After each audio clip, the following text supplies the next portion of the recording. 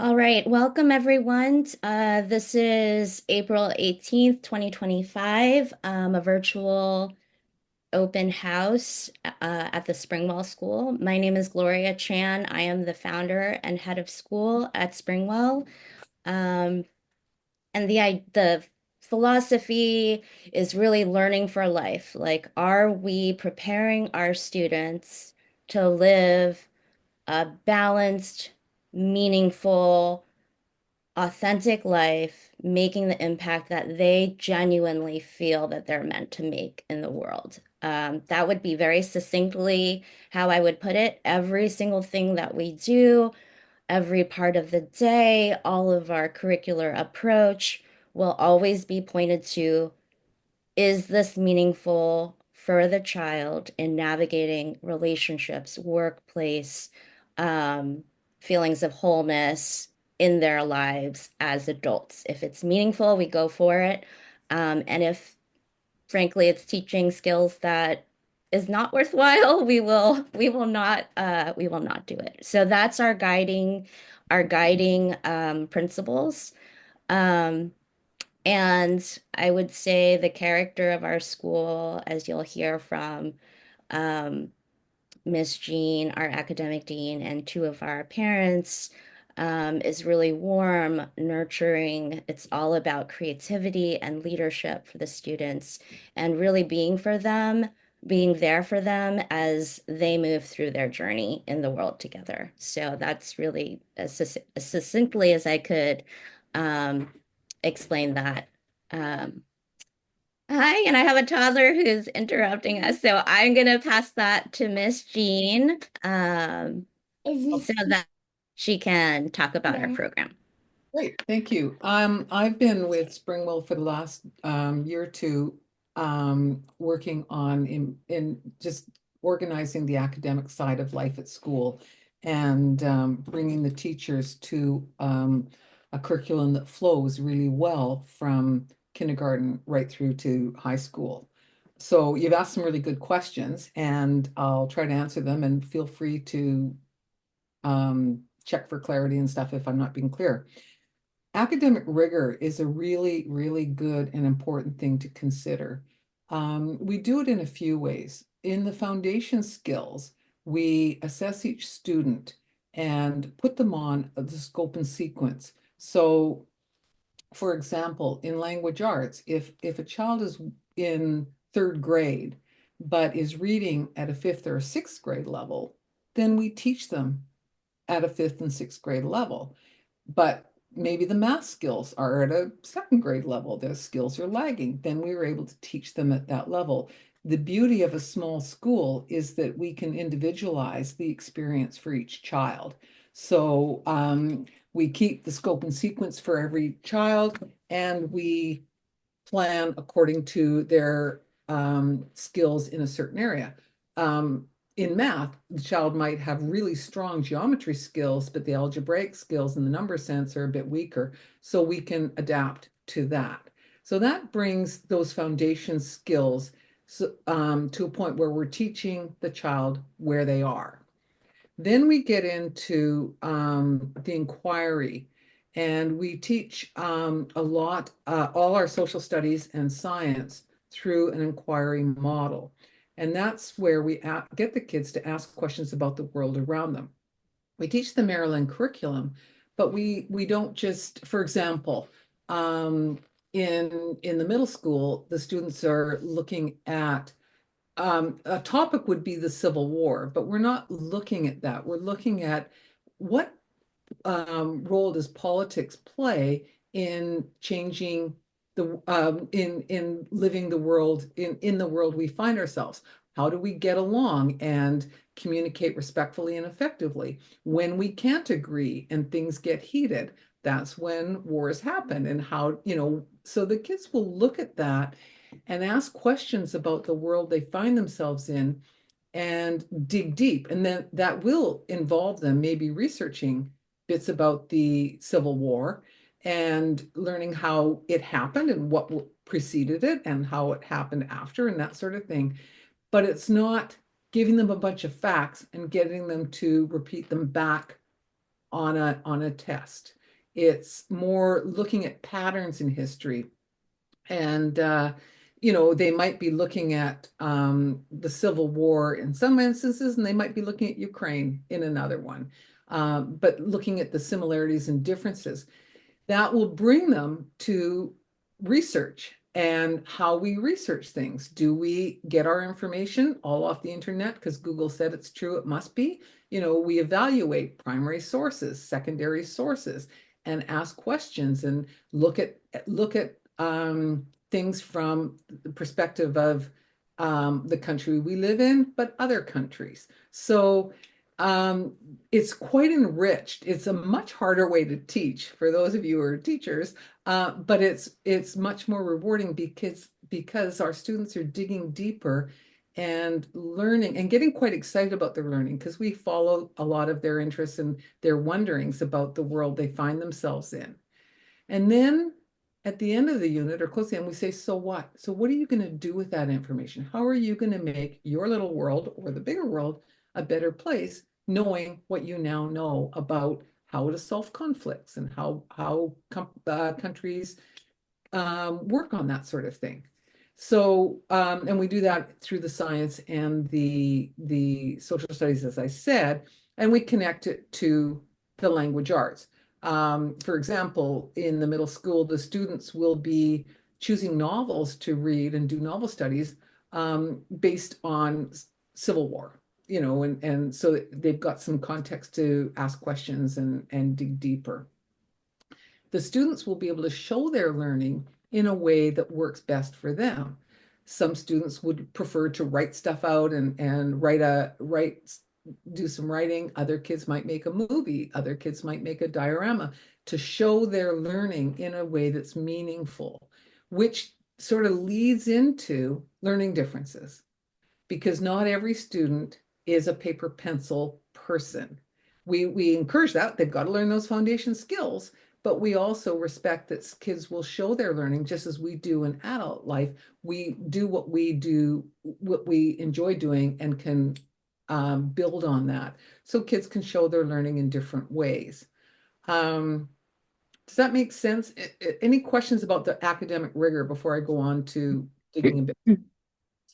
Miss Jean, there was a question about whether there's entrance testing for Yes, admission. I'm going to get to that in a sec.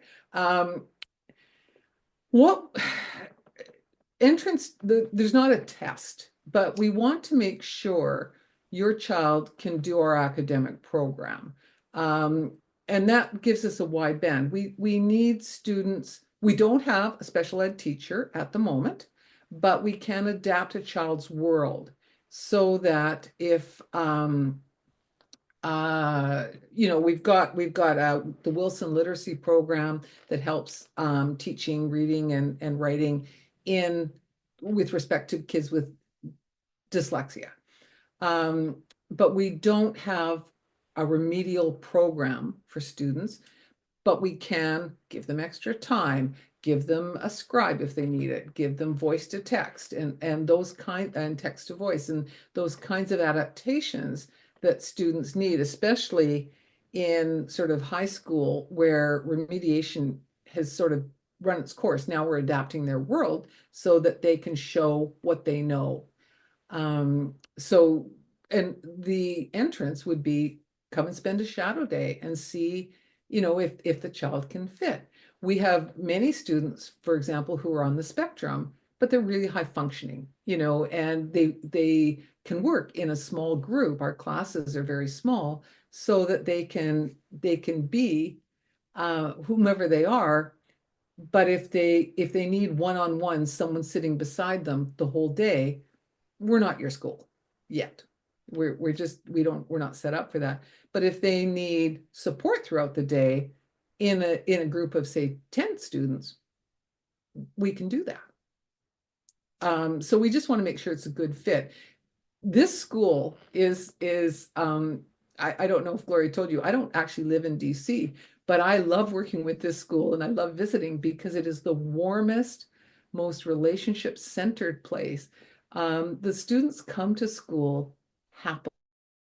They love their teachers. They love coming to school because it's interesting. They get a lot of movement throughout the day. They're not sitting in rows and desks. They're actively working and learning. And the atmosphere in the school is what it's like the home away from home. Their teachers know every student and they love them and are so respectful and kind. And what we know is you can be totally in control of your class as long as you've got your kids' hearts. And these teachers have the hearts of all their students. And so it's just a pleasure to work with these teachers and Gloria, because the warmth and relationship, in addition to a program that is rigorous, is just a joy. Anyway, so no actual entrance test, but we want to make sure it's a good fit. Do And we, what we know just about learning differences is you can, lots of kids with learning challenges have average or much above average intelligence. They're just doing it differently, and we can accommodate that. Okay. yeah, and I would just piggyback off of that and say that my background is I went from public school in a low income neighborhood to like a very elite private high school in New York, best of the best, Swarthmore, best of the best, Harvard Law School, best of the best. So in my vision, I know how all of that comes crashing down, a highly achievement only based view of success just causes, I'm sure I'm preaching the choir here, with some of the folks on this call, but it just leads to anxiety-based leadership, anxiety-based planning, just a lot of therapy, like decades of therapy that we have to go through in life and trying. I came through this before I was started Springwell in 2020, started planning in 2019. I spent 7 years as a life and professional coach. I worked specifically with leaders of leaders who wanted to make an impact on the world, social entrepreneurs, public servants. Most of my clientele were women of color. So really trying to support people in their life's journeys and figuring out how do I move from being overly stressed, overly worked, balancing parent life and all of this other life. And one of the main things that I helped my clients with was how to roll back. Like so many of the things that they learned in either traditional schooling or their homes about whether they have a sense of self, the permission that they give to themselves, the authority that they give them to themselves, the permission that they give to communicate their boundaries and all of that, which was so missing um, in my very elite traditional schooling. Um, there was, so there, that said, in my vision for Springwell, where just because we are heart-centered and following the student interest doesn't mean that it lacks rigor. The rigor behind it is giving the students that freedom to be curious and have their learning and their teachers and their environment flex to support that curiosity. Like that is authentic learning. And there's so much, and a lot of this, for Swarthmore, of course, it was very elite and achievement based, but it was also a Quaker school, right? So there was a lot of this community feel to it where so many of our students, they don't just face the teacher to get the A, they face their community, they face themselves, and they face their community and struggle with academic concepts and struggle with what they believe is the right thing. So we're never gonna be that cookie cutter school where, you check off facts that you've passed, you move on. we're not even going to say this is the right thing to think or to believe. We're not that kind of school. What we do is we hold space for those students to figure out on their own who they are and the type of leader and the type of person they want to be. So that is the type of rigor that you'll come to expect at Springwell. It's a different feeling, but the rigor is still there. One of the things that we spend a lot of time on is problem solving and creativity because we know that that's going to be essential in the workplace. We don't know what jobs our children are going to be facing when they finish high school or university, but they need to be critical thinkers. They need to be problem solvers. They need to be creative, and they need to know how to figure stuff out. And that's what our students get to do. I see a question on the side about supporting student social emotional development. That's a really good question. It's something we value very, very highly at Springwell. Social emotional learning needs to be modeled every day. It needs to be supported. And at Springwell, every morning they start with a circle, and the students get together in a circle and talk about social emotional issues. It might be, we had a hard time sharing our materials yesterday. What can we do? And the students will often have topics of their own. And then we connect again in a circle at the end of the day. The teachers um, model and support social emotional learning. We haven't really had the need for a counselor at the school because it's just woven into every part of every day. Once a week, the whole school gathers in a circle and the students run the circle. They come up with the topics and they run it. And the adults are there and they guide and support, but they are just another person in the circle. They're not the bosses of what happens. And I've been lucky enough to be part of a number of them. And it's great watching our older students take a leadership role and ask questions and include everybody. And so the social emotional piece is highly valued, and actually it's reported on in at report card time so that parents and students can have a discussion with their kid about, their strengths in this and where things opportunities for growth. The whole growth mindset piece is pivotal to how we look after our students at school. Whew, I feel like I'm blathering. Your turn, Gloria. Are there any other questions for Jean on academics before we move on to some parent? You were going to talk about high school, what that would look like. Oh, yes. Okay. Yes, I'll talk about high school.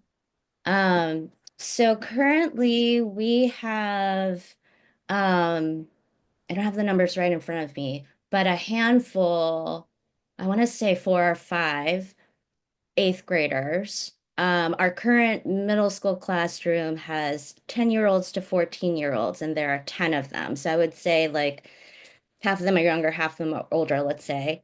And many of those eighth graders are returning to be essentially our very first ninth grade class. The plan is to add an additional high school grade each year so that that class can be our very first graduating class for Springwell.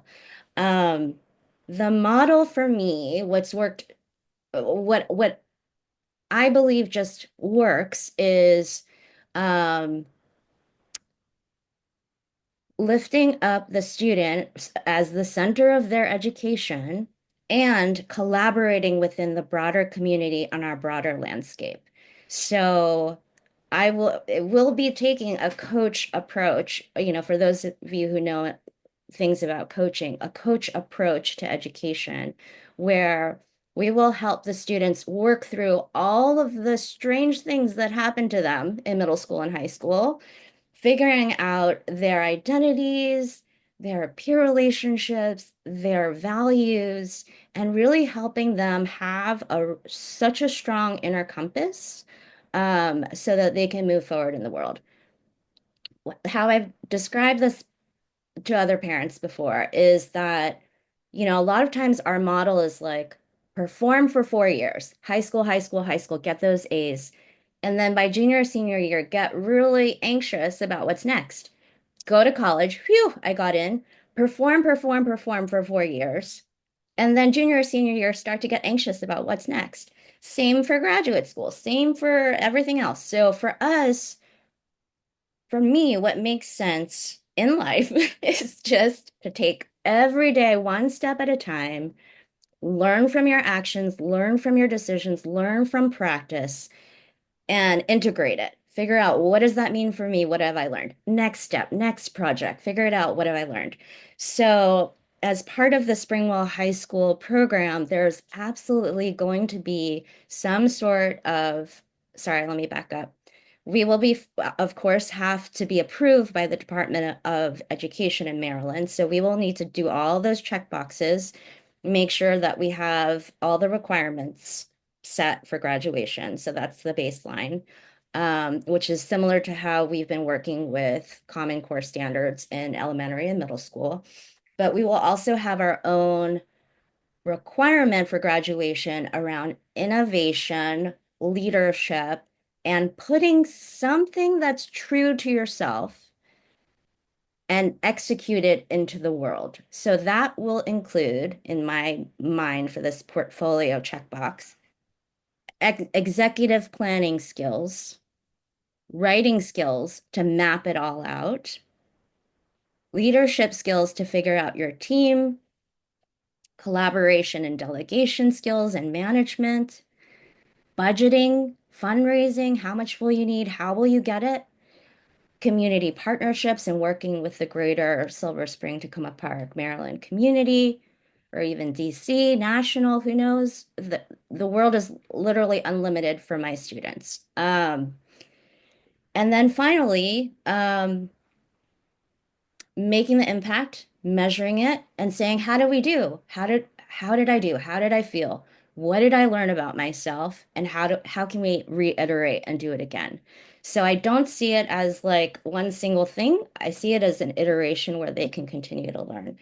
The idea is that by the time they graduate at Springwell, they might not have all the questions answered because I know I'm still figuring stuff out. They will have the skills to know themselves and be honest and true to themselves.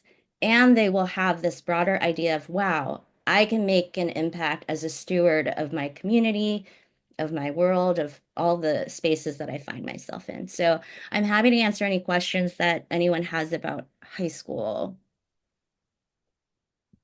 if there are any. I see a smile. I'm so glad. I'm so glad I see smiles. Okay, let me pass it to Suzanne, Susie, one of our families, to talk about her experience here. Hi, everyone. I'm Susie GellerMoore. My daughter, Selah, is currently in third grade at Springwell. We will be back next year for fourth grade. Um, we were in the Feynman School from the middle of kindergarten through second grade. I don't know if some of you had heard Feynman School also is a school that Feynman closed, I think, in December.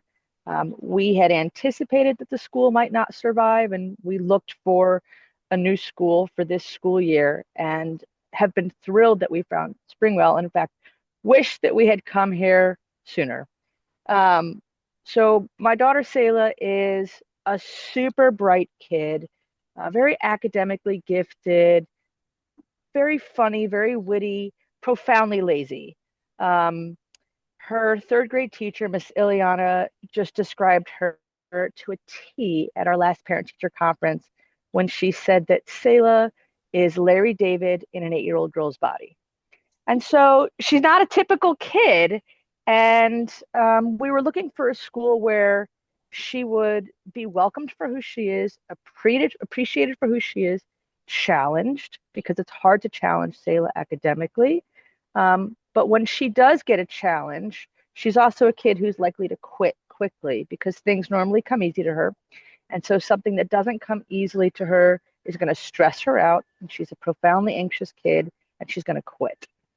And so finding the right school for her was tough. We looked everywhere. We looked at Sandy Spring, we looked at Barry, Green Acres, you name it. We looked at big schools. And then, sort of on a whim, we said, why not? Let's check out Springwell. We see the advertisements, we've heard about it. We didn't put much stock in it at first. We walked into the school and felt something very different about Springwell. It is a profoundly welcoming, um, incredibly warm and welcoming place. It is the perfect place for a kid who generally, I mean, it's going to be a great place for a lot of kids. It's going to be an especially good place for a kid who may not fit in well in other places because they are unique. They want to be themselves. And so sending Selah to Springwell is very different than sending her to another school. I will say that Feynman, which is a school, it billed itself as a school for gifted kids. And when I sent Selah off to Feynman, it felt like sending her off to school. When I send Selah to Springwell, it doesn't feel like I'm sending her to school. Sending Selah to Springwell feels like sending her to a place where she is going to grow to fill that custom mold that she was given when she was born, and a place where when she learns things, everything she learns grows tentacles. It's not like she's just learning a subject. I have been so blown away by the education. Um, Stella, again, lazy student, has been learning things that are sticking. And she's excited to apply these things that she's learning in new ways. And I just remember this week she's been off on break and we were driving around somewhere. And I don't remember how the conversation came to be, but she used to be a kid who didn't want to talk to me about school. And the other day, we were talking about being kind and being a good person. And we were talking a little bit about politics. We heard something on the radio. She wanted to know why people are thinking and feeling certain ways. And somehow she brought up George Washington. And she was telling me about how the reason that George Washington was so successful, and again, she's 8 years old. The reason that George Washington is so successful, that he had fought the American Revolution, and he was an army general at a time when there was a lot of criticism for the work that he was doing. There was a lot of resource issues. There was low morale in the military. And she was explaining to me that a way to be a successful leader is to follow the mold of George Washington, who um, had decided that rather than being a lazy leader and telling people what to do all the time and directing them, that he was going to come down and suffer with his soldiers and fight with his soldiers. And she was giving me sort of a social emotional education, a leadership education, and a history education that honestly I had not learned much about George Washington in my own education, or I don't remember it. But it clearly stuck in a way that what she learned about the American Revolution, she was applying to all sorts of other things. And I thought, for an 8-year-old, I was pretty impressed. And it's not just about Selah. This is about the way in which her teacher is teaching her to think about concepts. Everything that Selah is learning at Springwell seems to grow tentacles. And I think part of that is also that it is a school that is not flashy. It's not going to offer you 1,000 different options and extracurriculars. It's going to go deep to everything they do, and they're going to do it creatively, and they're going to use resources that make sense. And the kids are going to do lots of hands-on things. We've seen so many movies that kids have made at Springwell where they take their own themes that they're learning and they're creating their own movies. I couldn't be more impressed. And so one of the things I think as a family who's coming from a school that's closing, maybe you didn't anticipate that. There's probably some anxiety about where you go, especially when it comes to a small school. You want to know that if you're looking at a small school, that it's a sustainable model. And so one of the things I'll say about Springwell that attracted us, despite it being a small school, and I think one of the values in it being a small school in this case is that number one, Springwell does not deliver anything or promise anything, doesn't promise anything that it cannot deliver. It's not going to make you promises. It's not going to offer all sorts of extracurriculars and things that are going to be a drain on resources. It will deliver, everything that Springwell has promised to us, it is delivered. Springwell is highly communicative with family, incredibly responsive. communicates frequently and accurately and effectively. And I just feel like I have so much trust. I'm so incredibly impressed with the teachers. I don't know if anyone has any questions about my experience. We're happy to share. I'm happy to share more. I'm available by phone. I'm available by email. But one other thing I did want to say, sorry, before I hand it off, is that part of the social emotional learning is one of the things that I really value about Springwell is the extent to which the students are spending time together. My daughter's in upper elementary. She spends a lot of time with the early elementary and the middle school kids. And these middle school kids are different from middle school kids that I see today. They're also different from the middle school kids that I grew up with. The middle school is a warm and loving and welcoming place. It is a place where I wish I could have gone to middle school because I don't see the judgment, I don't see the cruelty. And in fact, I am so excited for the amount of time that my daughter spends with this middle school because they are modeling for her the way in which she should be growing up and maturing and thinking and treating other people. And she is treated so kindly by these middle schoolers. Um, who knew that they would be the role models that I would want for my kid? But they are. And it's because Springwell attracts a certain kind of teacher, Springwell attracts a certain kind of kid, and Springwell attracts a certain kind of family that is just so warm and welcoming and genuine. And I can't think of a better place to have my kid grow into her best self. My goodness. Thank you so much, Susie. Does anyone have questions for Susie? If not, we can spotlight Rachel here. Thank No, you. thank you so much. It was great to hear. And next you'll hear from Rachel, one of our middle school parents. Hi, I was just as Susie was speaking, I was just like, you know, just nodding along because so my daughter is Daisy. She's been at Springwell for 4 years. She's going to be in eighth grade next year. She's actually about to turn 14, but she did fourth grade twice because she has dyslexia and dyscalculia. And I guess in terms of like special needs or learning challenges, I would say one of the big things for me, and this is going to be where I start crying. Sorry.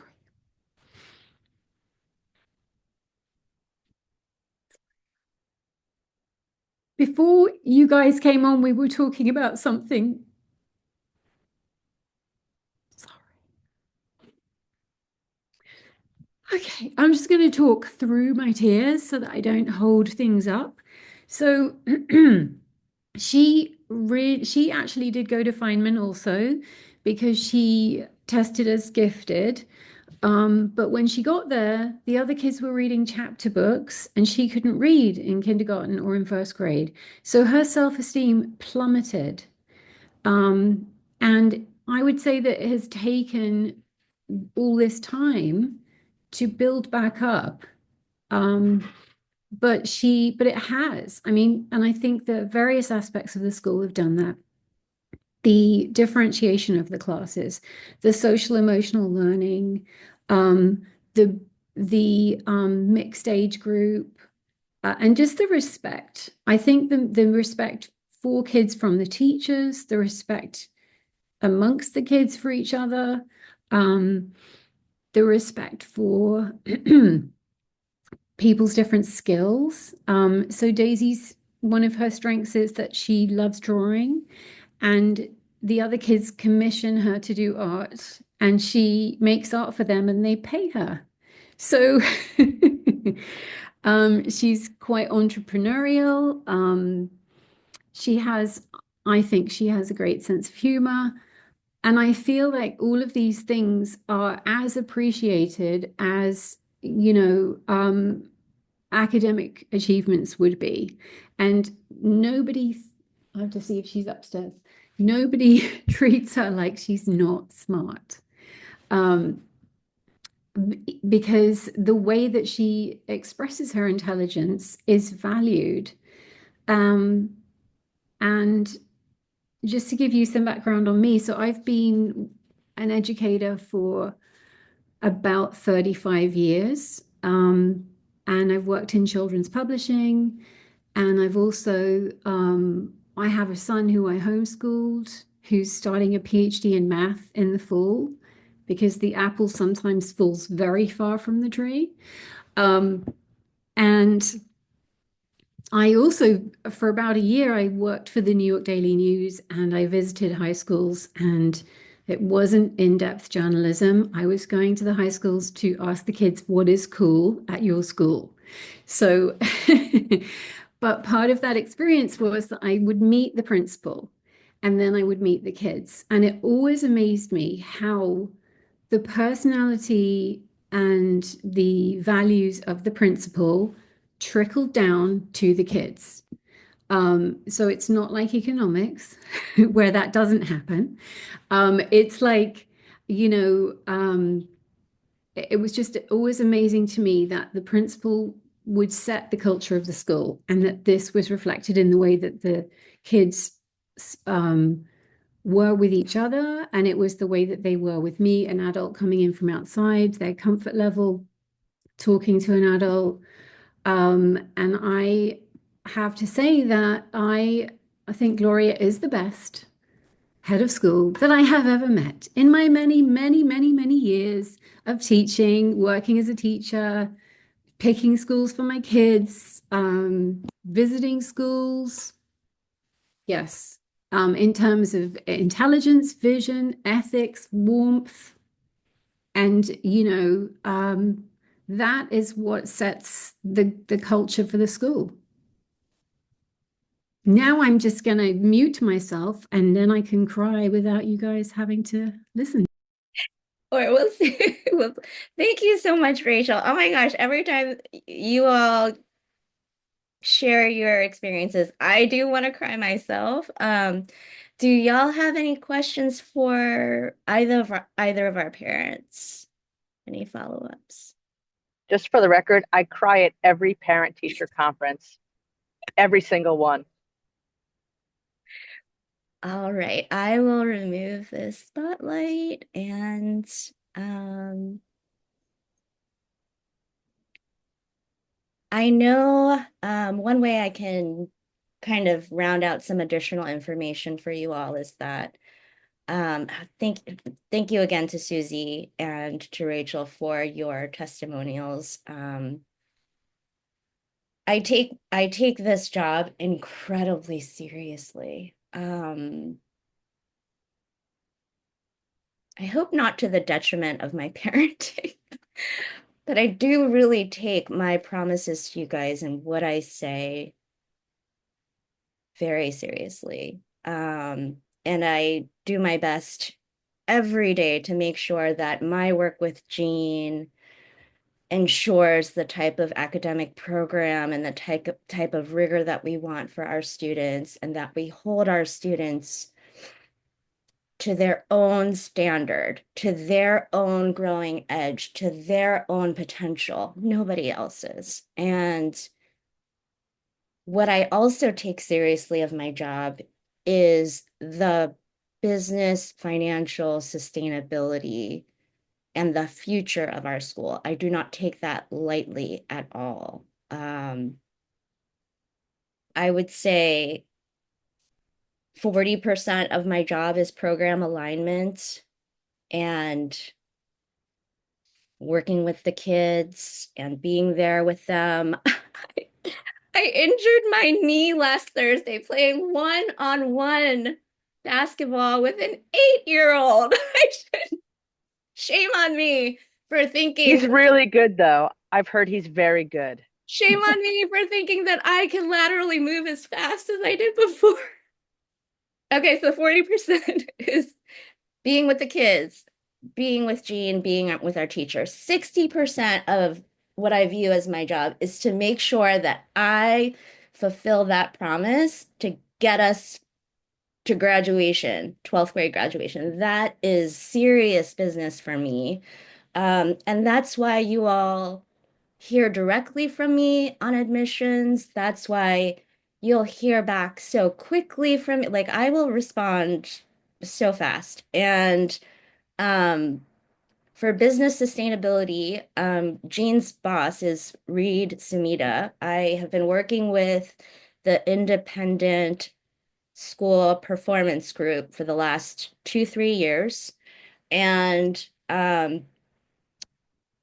are a business, they've done 20, 30 years of school consulting for small schools, big schools, everything in between. And we are working on growing our admission to about a sweet spot of about 30, 35 kids. Um, Families who really understand what we're doing, who are like, yes, let's go. Once we hit that spot and our community is at that level, we will be financially in a really strong spot to purchase a permanent home.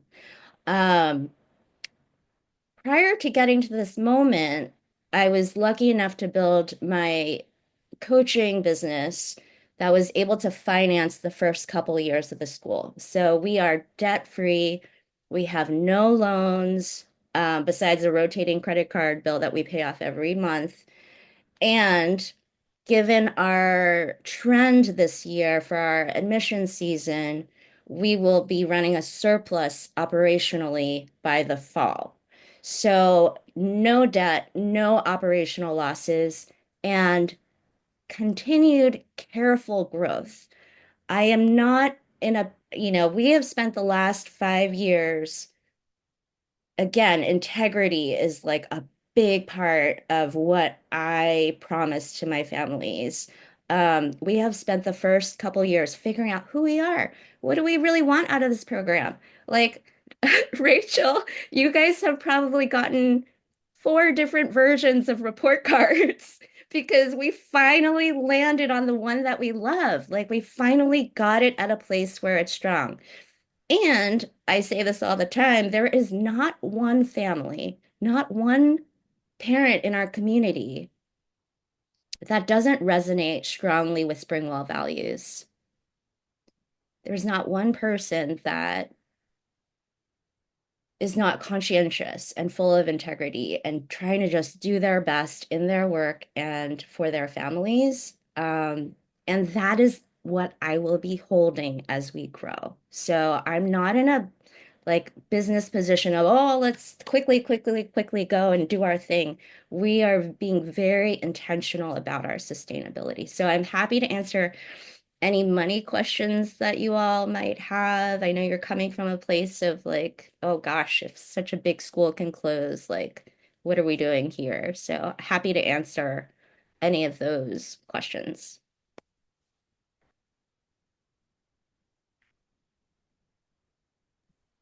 I just wanted clarification on one thing, and you may have answered this already when you were explaining your coach approach with instruction.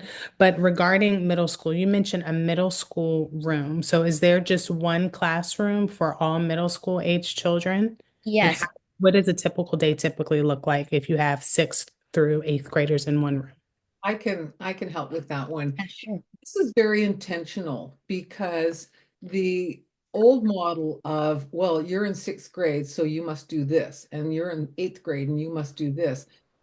Kids develop and it's not linear. It's all over the place in terms of how students grow and learn. So if we have a mixed grade grouping, we can actually do a better job of teaching each child where they are. So a typical day would look like the students come in, they start with movement. They get outside, they get some fresh air, get that oxygen flowing in their bodies, and then they come in and they have their morning circle. And that's where they'll talk about stuff, and that's where we sort of develop with intention those social emotional skills.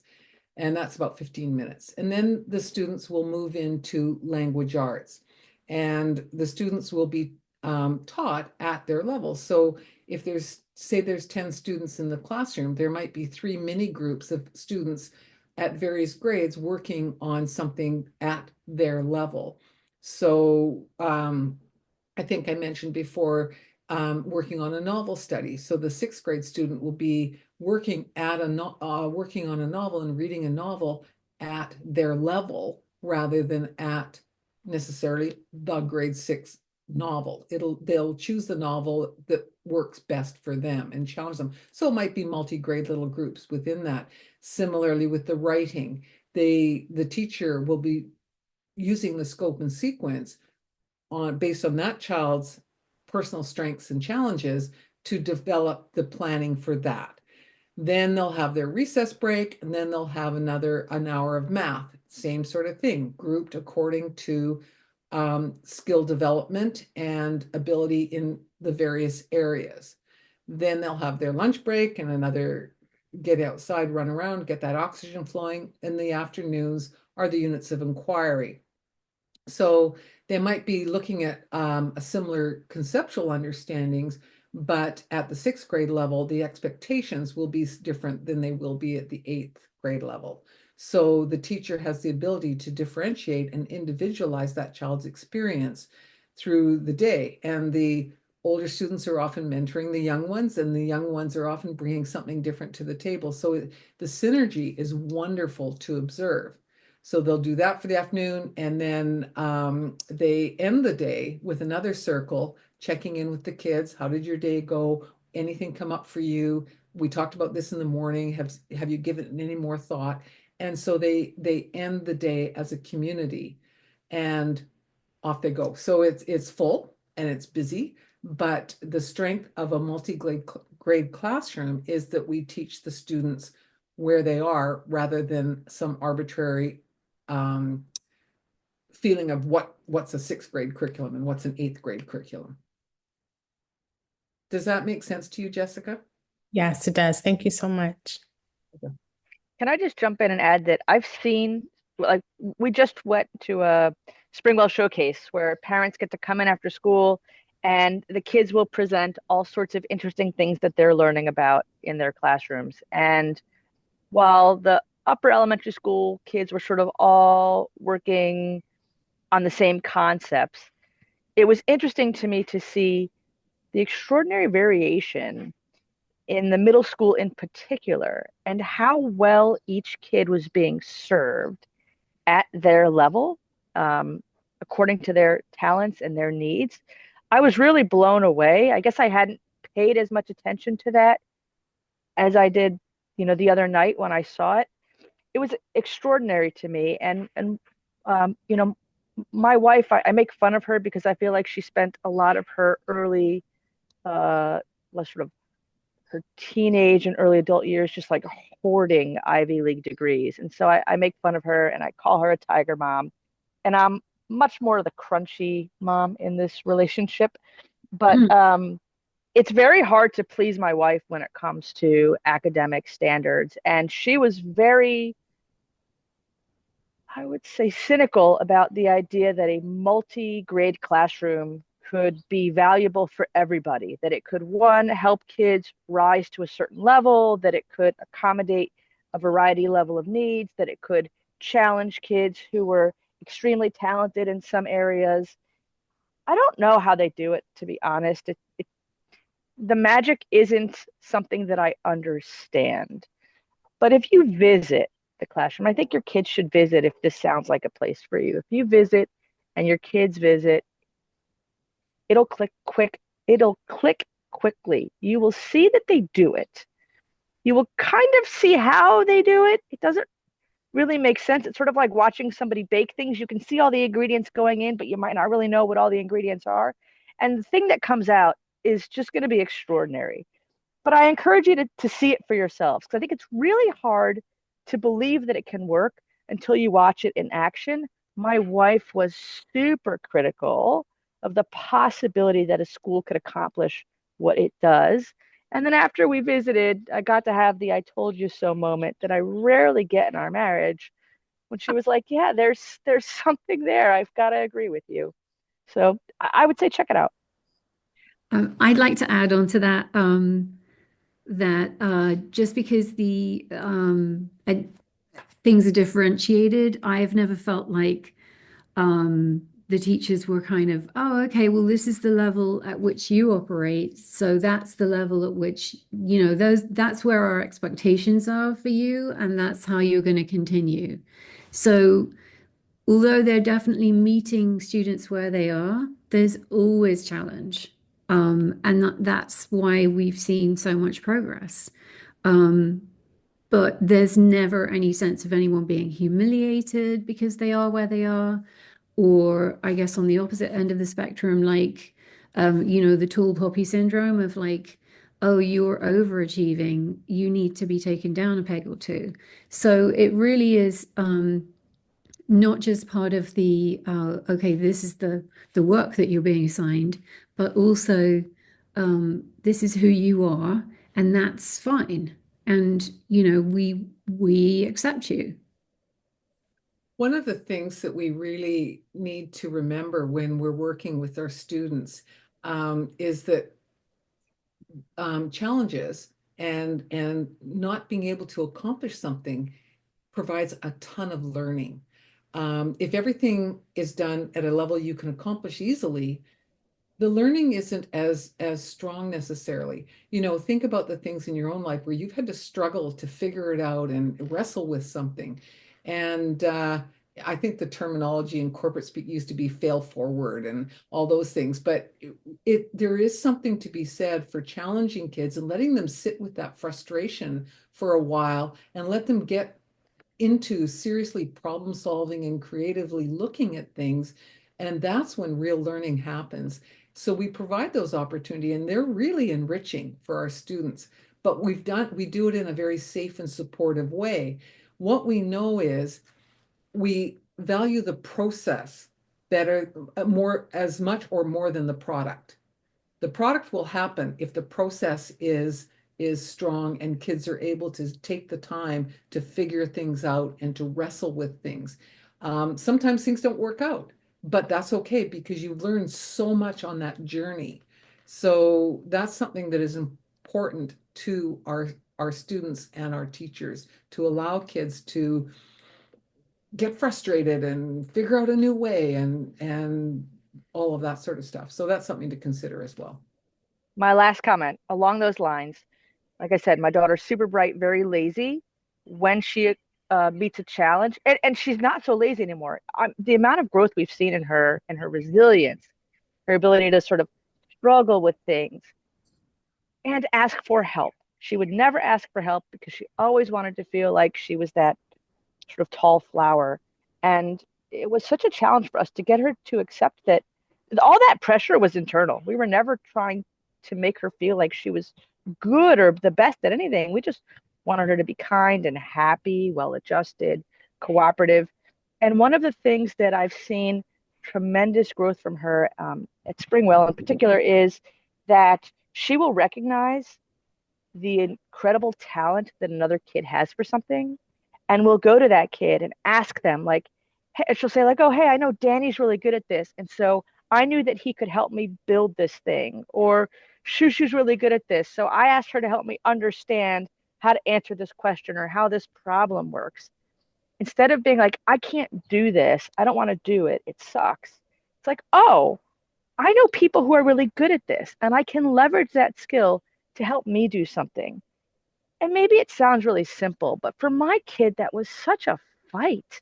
And they've just done it. They've just done it. It's amazing. I think she's going to be so much better as a human being for recognizing that and being willing to ask for help. And so I think that, and it sort of goes along with what Rachel was saying, this school will identify what your kids' talents are. It will teach other people how to appreciate those talents, how they can be leveraged. It will make your kid feel special for what they can do.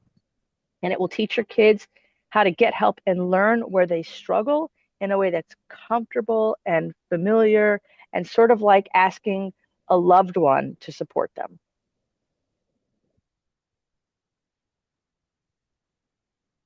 Well, I just want to say thank you to all of you for taking the time to learn about our school. I want to thank Susie and Rachel and Mm. Dee for taking time this morning.